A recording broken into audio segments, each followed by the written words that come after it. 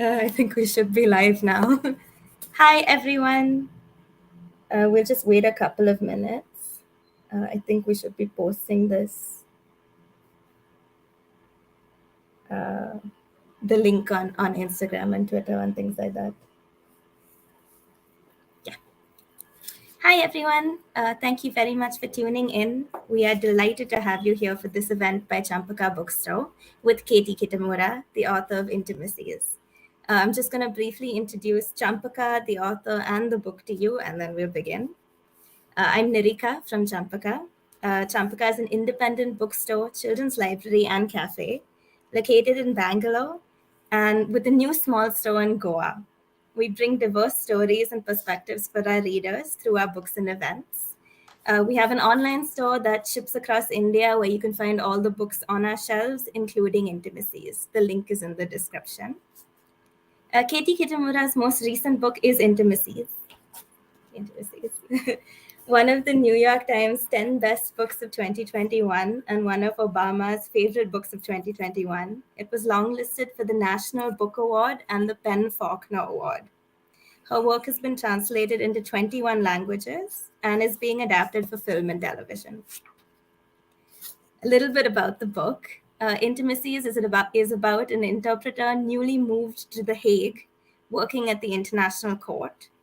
She finds herself at the crossroads of multiple crises. Her demanding daily job, where she interprets for a former president accused of war crimes, an intense new relationship with someone who is separated from his wife but still entangled in his marriage, and a random act of violence that she hears of but does not witness, that she becomes increasingly obsessed with. There are situations in which she strives for intimacy and encounters unknowability instead, and others where she unwittingly finds an uncomfortable intimacy against her hopes.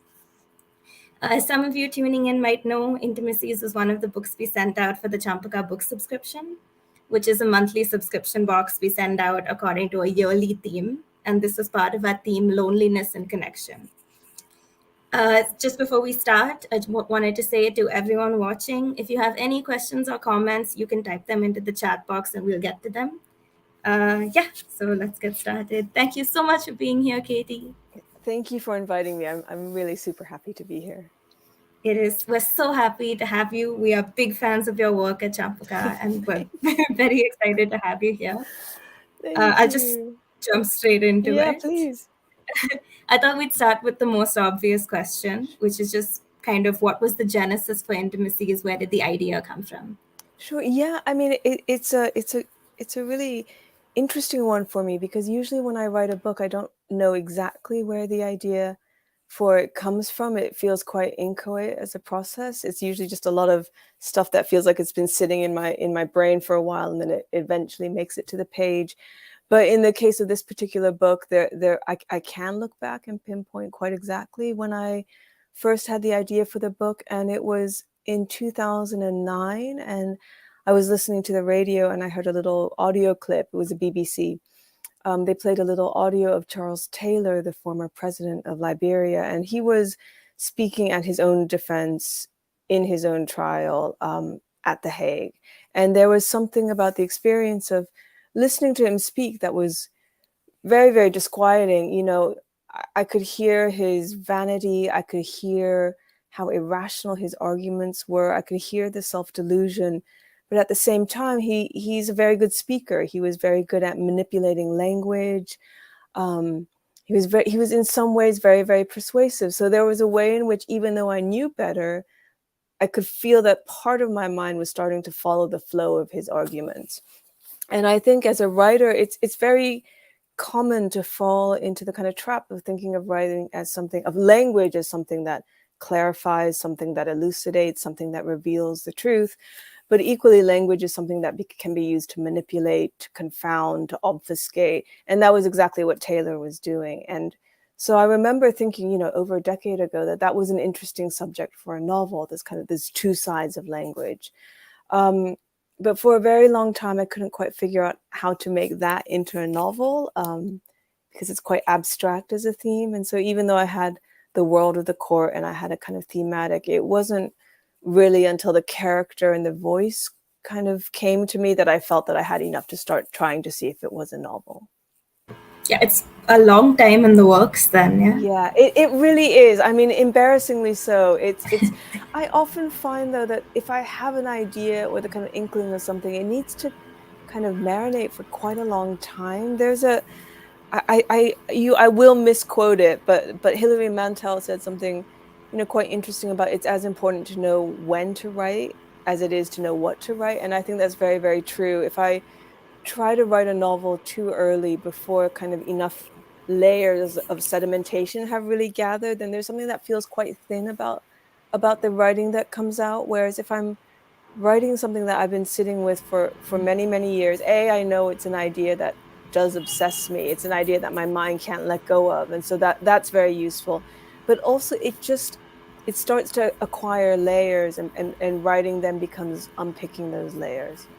So I've yet to have an idea and kind of sit down and write it, in just like that. It's always been something that has been sitting around for quite a long time.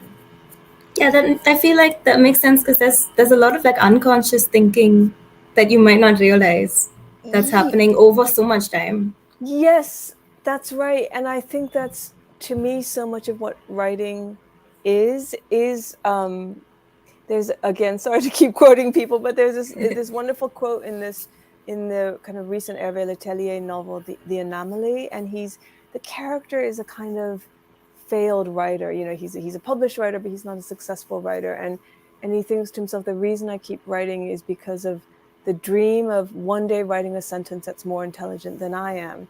And I think that is such a good summary of what you hope writing is that somehow the combination of the kind of practice of writing with all of that unconscious work that you can't fully track come together, and ultimately what you put on the page is somehow more than what you consciously would be capable of. I think that's what we all hope will happen, but it doesn't always happen. So, like I mentioned, we sent this out as part of the theme of loneliness and connection. And one of the reasons we sort of settled upon this theme was because they were emotions that we felt had so much weight, that were foregrounded so much in the wake of the pandemic. Yeah. And what was so striking to us about Intimacies was how both loneliness and connection was so present in the book in multiple different ways, but also very, very present in the context of language. And I was just wondering how you thought about those two themes in the novel. Yeah, I mean, that's such a wonderful question, and it's not one that I've actually been asked before. I mean, it's interesting. The character is kind of I mean, she's so different to me, and the one aspect in which I often think she's especially different from me is her fluency in so many languages. And I'm really one of these Americans who's quite monolingual. I have a kind of working understanding of Japanese. I speak it quite poorly. I can barely read it. I have a little bit of some other languages, but I think, for me, it's always seemed as if having that facility in multiple languages would be almost the ultimate tool of connection. But in fact, I think what happens in the book is actually language is often something that feels quite isolating for her. And a lot of what happens in various moments, particularly when she's actively interpreting, and so she's moving back and forth between two languages, is something about within that flow of language, she suddenly feels quite isolated. And some of that is, I think, the language ceases to have, the meaning starts to collapse a little bit in that active interpretation. And I think there's that's incredibly isolating, to feel that your language is kind of abandoning you in some ways. I think when I'm writing, what's most exciting to me is to come up against the barriers of language, when I can feel that something, that I'm pressing against the kind of limitations of language. That always feels very exciting to me as a writer, but it's also quite scary, precisely because that is a point where isolation and language really touch upon each other. I think in a kind of simpler way, language is how she communicates with people, but it's also how eventually towards the end of the book she's able to claim some part of her own life for herself. So one of the ways that I always thought about the book is that she's always speaking the words of other people. That's her that's her job, that's what she's good at. But that puts her in a somewhat strange position to her own life and to her own sense of agency. And I always thought towards the end of the book, what I wanted for her to be able to do is to speak her own language, to speak her own words. And so in that sense, language becomes a kind of conduit or the tool or the mechanism that allows her to step forward into her own life and to kind of try to forge this connection with another person. So I think it is all those things that are quite combined. I actually read a wonderful novel very recently by Han Kang, the Korean writer who wrote Vegetarian, which will be coming out in English, I think, very, very soon. And that novel is completely about the kind of dilemmas and the mysteries of language, isolation, and connection, because I think it's those two things in consort in so many ways. It's language. I think most writers understand how language can be isolating in some way, because most writers understand the kind of limitations of language, the moments of misunderstanding and these kind of gaps in meaning. But at the same time, language is the only real tool we have for connection. So that's something that she's really grappling with in this novel, which is called Greek Lessons, and also has a great deal to do with translation. That's lovely. I'm so excited to read it. It's fantastic. I really recommend it. And what you said also about her kind of always speaking the words of others, it leads me into my next question, which is about your use of punctuation or the lack of punctuation in Intimacies. Yeah. There's one bit that I keep coming back to, which is in a court scene towards the end when she is interpreting the words of a witness. Yes. And she's reporting it in first person. So we read it as I said, the narrator said, and then it's the witness's words. And that was so interesting to kind of collapse the distance between both of them. I was just wondering kind of how you thought about, your use of punctuation, but also the use of language in this context. Yeah, no, I mean, that was probably in some ways the hardest scene, or the scene that it wasn't ultimately the hardest scene in the book to write, but it was a scene that I thought about the most. And it was one of the last scenes that I wrote in the book. I knew that I needed this thing to happen, which was this bringing together of these two characters who are in a lot of ways very, very separate. The character, the witness, who only appears in this one scene, and then the character, the narrator, and they're physically isolated. One of them is in the court and one of them is up in the booth. They don't meet in any other circumstances. But I knew that through the act of interpretation and through language, they would briefly be brought very close together. And then I knew that within that scene, I wanted to ask what it meant to be brought together in that way, which is really a question of asking, what does interpretation and translation mean? What does it mean to speak the words of other people? Is there an act of appropriation or of claiming somebody else's language and narrative and story? And those are obviously questions that are not unrelated to the questions that novelists will ask themselves as well. You are thinking, whose story am I telling? Do I have the right to tell this story? Am I telling it in as faithful and responsible a way as possible? And so in a lot of ways, that was the kind of territory that one scene was kind of placed in. And ultimately, of course, when you listen, I went to the International Criminal Court and I sat in on the trials. And of course, when you're interpreting, you interpret directly. You speak, you say I, you speak the I of this other person. And I think that is how interpretation works. In the particular case of this session, she's interpreting for somebody who has undergone extraordinary trauma and suffering. And I think in the process of claiming that person's first person, she really starts to wonder, it feels deeply uncomfortable to her, and she feels as if she's taking something that she doesn't have a right to claim. And so that was a moment when I was interested in thinking about the mechanics and the kind of ethics of interpretation, certainly in a granular level within that scene. And there's all kinds of interesting, what does it mean to take somebody's language and to kind of haul it into, for example, English or French, which are the two official languages of the court, which are two colonial languages. What does all of that mean?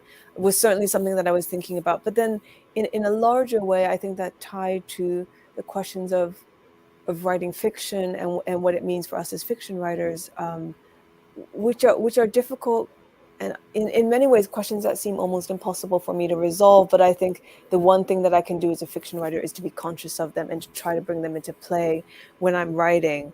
The question of punctuation and grammar is a kind of, as you say, very, very related one, but also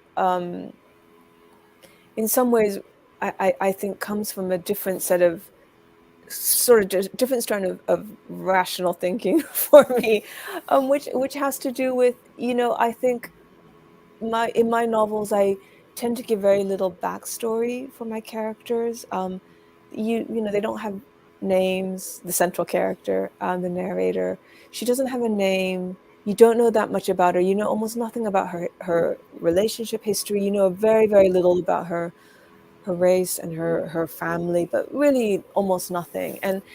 But it's in first person, and I think the kind of gamble that I try to take in my books is that I can withhold all of this information, but I can try to put the reader inside the head of the character and hope that in that process there is nonetheless enough intimacy and closeness that is created, that the reader will follow me through the book. And so that's the kind of gamble that I think I'm taking. And I think for some readers it works, and for other readers it doesn't. And that's also, that's one of the things about writing, is you're never writing for everybody. You're writing for the people who read and think in a way perhaps that's similar to you. But in terms of the kind of quotation marks, I think I always wanted everything to be very much filtered through her consciousness. And I think one of the things about quotation marks, is it asserts that it's a voice from outside the internal landscape of the character. So when I read first person, even though of course everything is filtered through and is unreliable and is that you only know what the character is telling you, but in so many ways when I read something in quotation marks, I think, well, I know this is true because it's a voice of another person. It's been set aside in quotation marks. But in my books, I always want it to be unreliable. I always want it to be uncertain. And so that's the primary reason why nothing is I don't want to give the reader kind of anchors outside of the psyche of the character, so you remain stuck whether you want to be or not inside her head. That was kind of the logic of it. Yeah, I mean, there's also a lot of reported dialogue, so there's a lot of her Mhm. character saying, I was told that, and then she gives a version of it, and that should, I think, ideally feel quite unreliable. And I'm interested in that feeling of dislocation and feeling a little bit at sea. I don't want the reader to feel too firmly anchored in a reality that they know backwards and forwards. Yeah, that makes a lot of sense. I also feel like it kind of contributes to, it's an incredibly urgent feeling book. And you mentioned, you don't really have the sense of her backstory. Yeah. It feels very present, like it's kind of Yes. carrying you along with her feeling so strongly. It's interesting because I realized in both the books are my last book as well as in past tense, but it had a much more looking back quality to it. Yeah. I mean, I use the past tense in a much more like that was how it started, and then looking back, I would later figure. And I didn't do that in this novel, and it wasn't a really conscious decision. But I mean, maybe it was part of that sense of trying to maintain a very intense sense of being in the present moment. Yeah, I think that's it's very clear. Yeah, it really feels very, very urgent and very now, like you're really going with the narrator as she Right. goes through these things. um yeah so um the novel is called Intimacies. There's a lot of different kinds of violences as well in Yeah. the book. Yeah. There's the obvious one of the crimes Yeah. that we hear of. There's also the act of violence on the bookseller, and there are lots of Mhm. smaller kind of cruelties that come Mhm. up in the book. Mhm. Um, And I think I've read a couple of interviews about intimacies where you've talked about kind of the connection between intimacy and violence. And I was wondering how you approach writing these kind of big and small violences and exploring that idea of like kind of the twin themes of violence and intimacy. Yeah, thank you for that question. I mean, it's interesting. The title for the book changed very late in the process of writing it. If for a very long time, in fact, I think it even went out to some booksellers with the original title, which was Terra Firma, because a bookseller said to me that he'd gone into the shop and he'd seen a copy of a book by me that said Terra Firma, and he thought, wow, she's finished another book. And then I said, it's just, unfortunately, it's just the old book. So it had gone so far as going out to some booksellers with the old title. And then I think ultimately both my UK and my US publishers felt that that wasn't actually ultimately the right title. So I was given a pretty short period of time to come up with a new title, and so which was actually an interesting practice, because I went back and I kind of reevaluated the book from a kind of like, what is this book actually about? And one of the things that I realized when I read through the first draft of it was that there was a kind of huge amount of sexual harassment in the book, which was not actually a conscious or intentional decision. I thought I wanted to write a book about power and language and complicity, which I think is something else that's in the novel. But then when I looked at the book scene by scene, there were so many moments of microaggressions, moments of sexual intimidation, if not outright harassment. I chose to write about a painting in the middle of the book, and I did not consciously choose to write about a painting that is about sexual harassment, but I did. And then it made sense retroactively, in the sense that the book is about power and how power is exercised. And I think it's very hard to divorce that from gender. And so, and then the kind of, the slippage from gender to sexual harassment and power, those are all constellating very, very closely together. I think one of the quandaries for the central character is that she's trying to navigate connection and intimacy as well. And I realized when I was reading it that one of the primary dilemmas for her is that a lot of the intimacy that there's an intimacy that she seeks out, and often it's with people who are not fully present, like her partner or her potential partner. And sometimes it's with friendships that she's seeking to kind of make more stable. But then there is a kind of violence to the intimacy that is forced upon her, both in the form of kind of sexual harassment throughout the novel, but also in terms of the former president. There's a kind of almost psychic violence to the closeness of the act of interpretation. And that was something that I came to think about, in part from talking to a lot of interpreters, and to really thinking almost in psychological or almost philosophical terms of what it means to occupy the vocabulary and the language of another person for such an extended period of time. And again, that is something that's not unrelated, I think, to writing fiction. You are occupying somebody else's, you're occupying their head in some fundamental way. But I think what talking to these interpreters made me realize is that so much of how that kind of porousness takes place is actually through language. It's actually through occupying and using the vocabulary of another person. And I felt that even when I was doing the research for the book, one of the things that's very useful is that the ICC puts all of their transcripts online. So anybody can you can download thousands of pages of trial transcripts kind of, at the click of a button. And being immersed in the language of the core of that institution, I felt helped me understand the institution in so many ways. And I think it's very similar with any individual. When you're occupying their vocabulary, you become very, very close to them. And in some ways you feel quite undefended.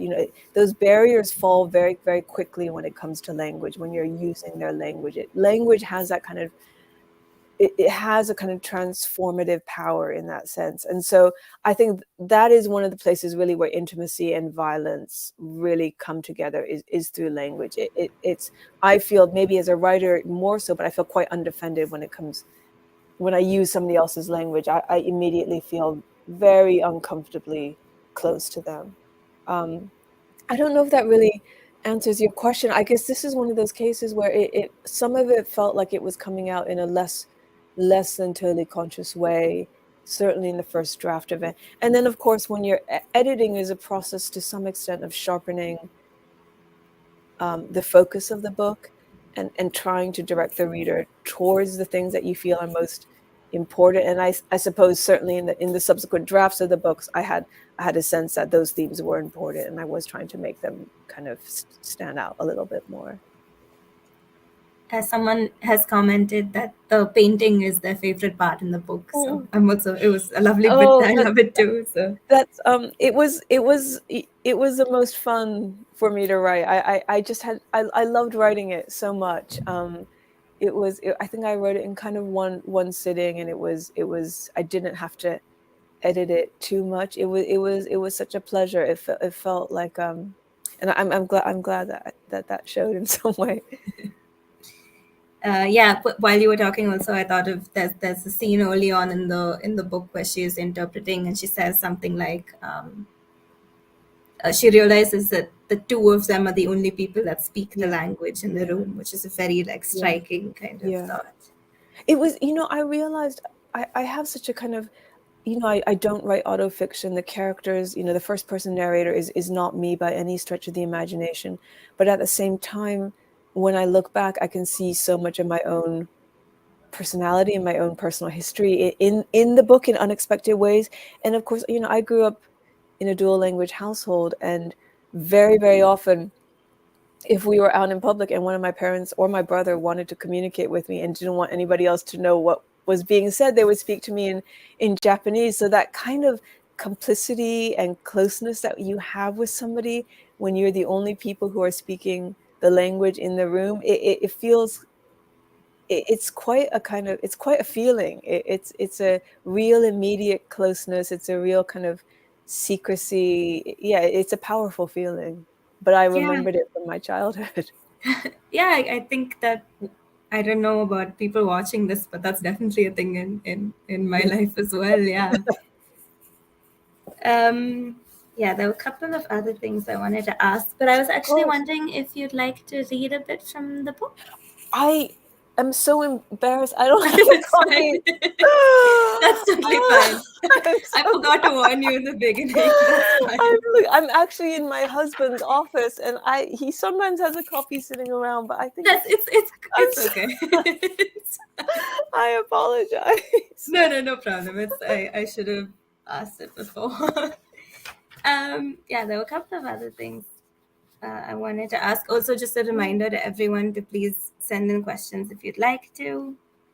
One of the things that I wanted to hear about actually is the idea of interpretation itself, which you describe in the book as removing the gaps between languages, making the languages as close as possible.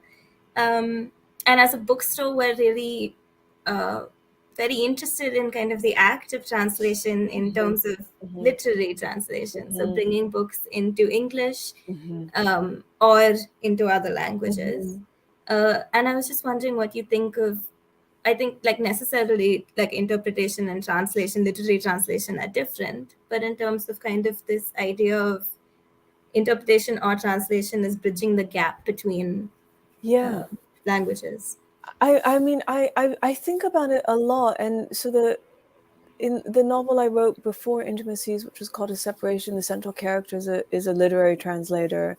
And then in Intimacies, she's a interpreter. And then in the thing I'm writing now, she's an actor. And so they're all characters who work with the language of other people, and they're all characters who are kind of conduits for the language of other people. And it's something that I'm really, really fascinated by. I'm interested in translation. I'm interested around a lot of language around translation, which I think tends to be tends to kind of be quite suspicious in a way. So like even the phrase lost in translation, for example, often kind of implies that in the process of translation, inevitably something is lost. And I think that's often, even sometimes I have students and I'll assign works in translation and they'll say, oh, but I wish I could read it in the original. To some extent that may be true, but I also think that I often think of translation as a process of addition, which is that it is two people writing the book together, so that when my work is translated into another language, effectively it's been written by me and the translator together, and it's a collaborative practice. And that for me is incredibly exciting, because writing is quite an isolating thing, and the kind of opportunity to in effect have worked with somebody else on the book as it appears in another language, it is really interesting to me. I'm also kind of conceptually quite interested in loosening up the idea of authorship. I think particularly in the United States, there's a real kind of cult of the author, this kind of figure of the writer. And I'm much more interested in processes of collaboration, of working with other people. I do feel like books come into being in the space between a reader and a writer. And so that sense is very, very important to me. But yeah, my work has been translated into a number of languages, and I love meeting my translators, and I always feel that it is equally their book. And sometimes, there's this wonderful phrase that the American writer Andrew Sean Greer has, which is super translated, and he kind of has a joke about a character who he theorizes has been super translated into Italian, because the writer's reputation in Italian is so much higher than it is anywhere else in the world. And I think, I love that idea. And certainly there have been cases, my current French translator, every time I would tell somebody in France that she was translating my work, they would say, "You are so lucky." And so that's like a real case where I know I've been kind of super translated, so to speak, where it's this kind of wonderful sense of handing something to somebody and knowing that they will make more of it than you've done, and that's also wonderful. It kind of extends the kind of creative life of the book in some ways. So I never think about translation as a process of losing something. I always think of it as a process of gaining something. And even to some extent, I think I owe the particularities of my prose style to translation, because I primarily read in translation. Most of what I'm reading, when I am reading only for myself and not for, various other kind of professional obligations, is in translation. And so that opens me up as a writer to thinking about syntax in different ways. I always it breaks me out of the kind of accepted or the kind of familiar rhythms of language, sentences as they've been written originally in language. Sentences that have been translated into English, depending on the translator, can often have a totally different syntax and rhythm. And that's what I'm always hoping to kind of put into my own English, is a sense almost that it houses another language inside of it, even if it's just in English. That's really lovely. Yeah, it's even just like sometimes reading a translation from a certain language, you can kind of, I'm personally not very familiar with, I'm kind of monolingual as well. Yeah. But even just reading something translated from one language, you can kind of tell that it's different from something else, from another language. All of it reading in English, you can still tell that they're all kind of, where they're coming from. There are a couple of questions. Yes. A couple of people both have commented about the confrontation between the main character and Gabby. So little dialogue and so much to imagine in the lack of words and language. Some Anushri says the tension was palpable in the text. Following the character and her interwoven personal and professional dilemmas was a visceral experience. Thank you. The Gabby was a kind of interesting character to write, because she's only present by implication in some way for so much of the book. And the model that I was kind of using, in fact, I had a reference to the novel itself, and then it just felt so heavy-handed that I took it out. But is Rebecca by Daphne du Maurier? Oh, wow.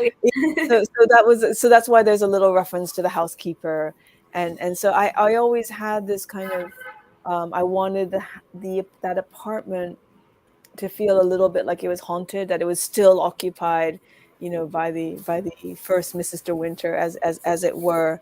And I really was starting to think, I really didn't feel confident that I could actually write Gabby somehow. And then at some point I thought I really have to, I think. And it's possible even my editors told me I had, I had to. So I wrote that scene under, and I'm so relieved to hear you think it works. Okay, thank you so much. I felt I wrote that scene under some duress, and it's quite short. And I think actually I had these wonderful editors, and they're very honest with me, and they said, it's got to be a little bit longer. You need to. So they said something like, the actual encounter is like half a page. You need to bulk it up, because it's part of what the book has been pointing to. So I went back and I tried to extend it a little bit. It was quite a painful scene to write in a way, and I I'm not a kind. I have sadistic tendencies towards my characters, and I have no problem putting them in difficult situations. But something about writing that scene, I felt terrible for the character by that point. It felt such a kind of I don't know. It felt like an encounter that was really. It was. I had to kind of knock the feet out from under her in some extent, because it then I think leads, to the scene on the encounter. I think, if I'm remembering the sequence correctly, with the last encounter with the former president, and it had to kind of set her up to be quite exposed emotionally and quite exposed.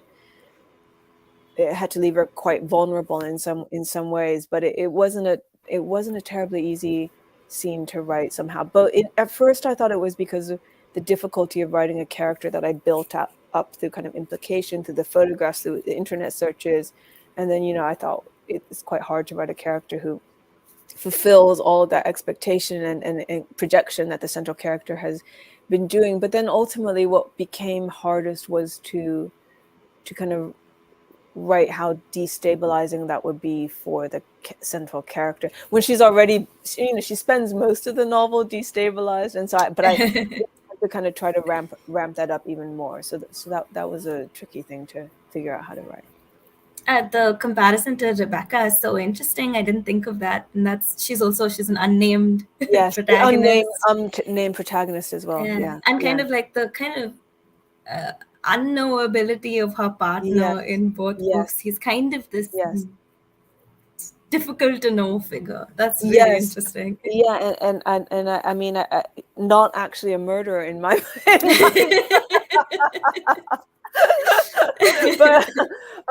But yeah, that was definitely a kind of. There are certain books that I feel like companions as you're writing, and I never really worry too much about being overly influenced, because I think the books that are important to me are not actually the question is never of influence, it's more of inspiration. Feels a little bit like a trite word, but there are some books that make me feel, that kind of open up the possibility of what I could do, and those are the books that are important to me. So they're very rarely stylistically very close to what I'm, Rebecca's, it has the unnamed narrator, it has some similarities, but it's stylistically and in its kind of pacing and its narrative and its tightness, very, very different. But it just kind of, it felt like it was opening something up for me. And so those are always, even when I read unrelated to a novel, the books that I love most are the ones that kind of remind me what a novel is capable of doing. This is a little bit, it's going to sound a bit bizarre, but one of the things that, while I was preparing for this, one of the books that I thought about a lot was Gone Girl, actually. Oh, really? It's so funny. Yeah, it's so funny, because my last book, which didn't have, it had more of a missing person element to it, and the comparison was Gone Girl, and I wonder if some of that kind of lingered into into the next book. Yeah, I think the kind of the exploration of this kind of like unknowability, like the narrator seems to be really trying to seek this intimacy with other people. And both the persuasiveness of language and the kind of unknowability of other people. I was just I kept thinking of that. I mean, I suppose Gone Girl, which I have not read. I haven't read it, but I saw the film. But as I understand it, it's the idea that this character, you think you understand who she is, and then you discover that once you are. Is that right? It's kind of layers of that. Like everyone is kind of telling a story. Like the press is telling a story. Each of the characters is telling a story, and they're all kind of inscrutable to each other. So I find that quite interesting. I mean, that's a kind of moment that fascinates me in life and in fiction, is a moment when you have two characters who think they know everything there is to know about each other, and then they suddenly have a moment when they're strangers to each other, and that's that's a really scary moment in any relationship. Deepshika asks, could you elaborate a little bit about the ending of the book? Wanted to know a little bit about your thinking process. Of course. The ending is it's been really interesting, because I think, when you write a book, you're never really sure what will be the thing that causes the most kind of debate. And it has actually it has actually, I think, been the end of the book, which seems to split people. Some people, which surprised me. Some people like it very much, and some people find it, they don't like it at all. The one thing that I will say is that was the only way I could have ended the book, for me personally as a writer. So my last book, which is similarly, or is in some ways much more focused on a relationship. It ends with a character. She's with another person, but she's fundamentally alone in some way. And the kind of, the only way I can think of it is there's a kind of increasing tunnel vision as a book kind of reaches its close. And the sense of the walls pressing in, it's quite claustrophobic. And she's alone, and it's melancholy, and that's how the book ends. And as I was writing this, as I was writing Intimacies, and I was kind of reaching, the kind of 2/3 of the way through to the end of the book, and I could see the end of the book was coming, and I knew my first impulse as a writer was to write the same thing again. I thought these characters won't be together, and she will be alone. And there was something in me that really pushed against that. It felt, on the one hand, I felt like I knew how to write that ending. I knew how to write an ending where she would be alone, but it would feel melancholy, but it would possibly feel stylistically satisfying enough.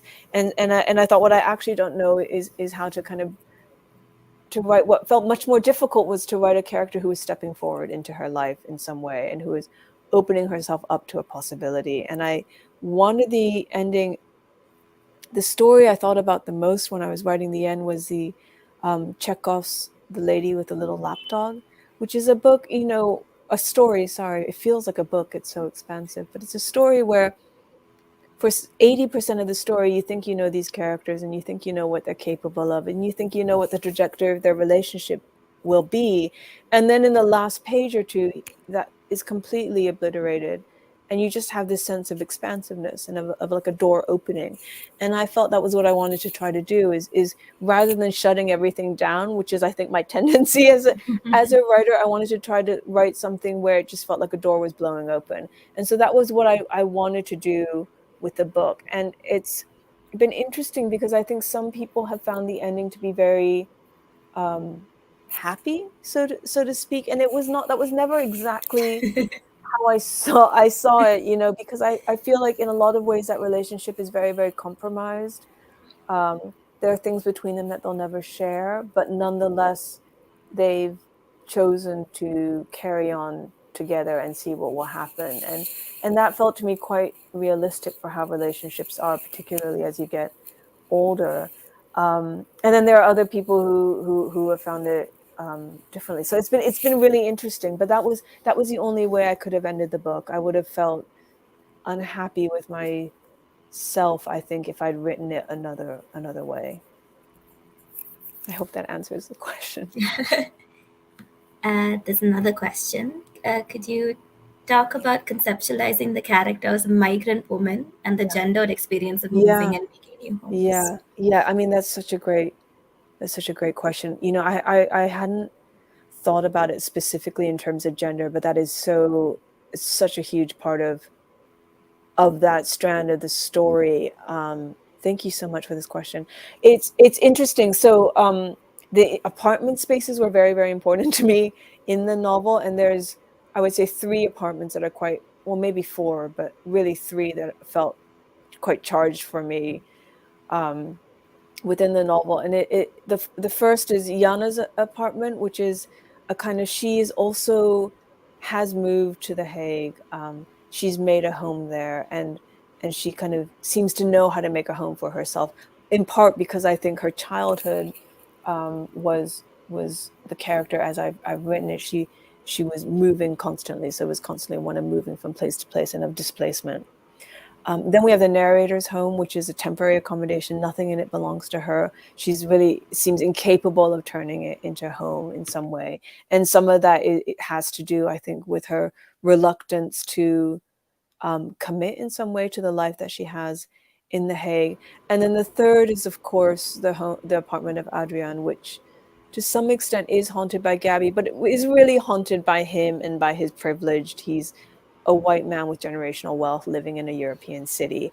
And the other 2 characters are women of color who are newly arrived to a city. And there is a real contradiction there between the 2 characters who are female and who are, in some ways, society is telling them that they know how to make a home, that is a work of a woman in some way. And I think even the narrator, when she looks at Jana, one of the things that she's envying is her ability to make a home, to kind of put together a dinner. And she can't quite put her finger on it, but I think she is subconsciously associating that with a kind of successful version of femininity that she feels that she's not able to perform.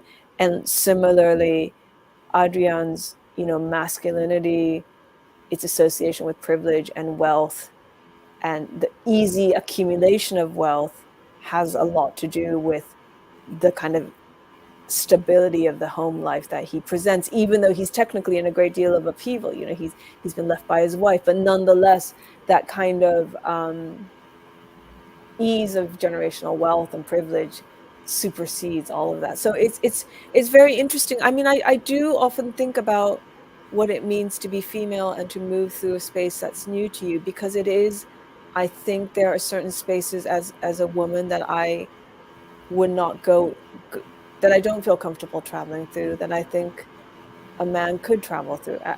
And that's just the reality of it. I don't think as a woman I can always travel through certain spaces as safely as a man might be able to. And certainly when you are in a new place and you're trying to understand it and work it out, that is something that comes into play in a really fundamental way.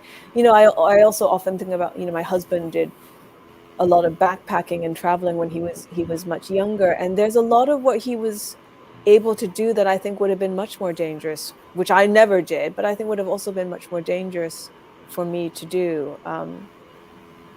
So yeah, it's I think some of the trepidation that she experiences as she moves through the city has a great deal to do with that in some ways. So yeah, thank you. That's a great question. I think there are 3 more questions, so we can just take those. Yeah. Was that the genesis of the part where the main character, you can read it, but the unknown between people who assume they know things about one another. This is also a very charged scene. Yeah, absolutely. These are the 2 characters that Adrian and Jana, the 2 characters that she knows the best in the city. In some ways, they're the only 2 characters that she knows. And then she has this experience of when she brings them together, they both seem suddenly, Jana in particular, to transform into other people. And I think with Jana, she has a moment of barely being able to recognize her. She feels almost as if she's physically transformed. And I think that is nothing happens in that scene in some fundamental way.